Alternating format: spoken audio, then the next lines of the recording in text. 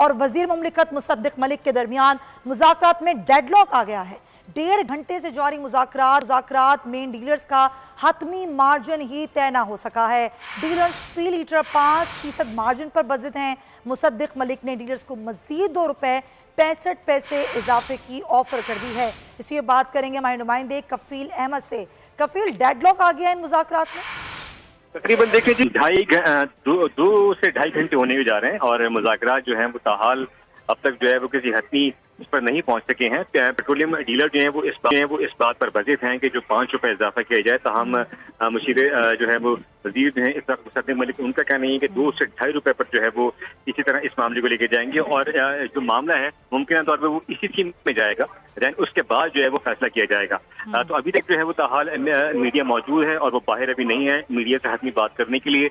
कल सुबह 6 बजे का वक्त जो है वो पेट्रोलियम डीलर्स ने दिया है कि वो मुल्क भर में स्ट्राइक करेंगे अगर ये मुज़ाकरात किसी नतीजे पर नहीं पहुंचते हैं।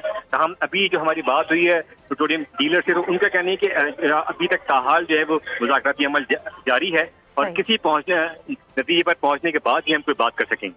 ठीक है।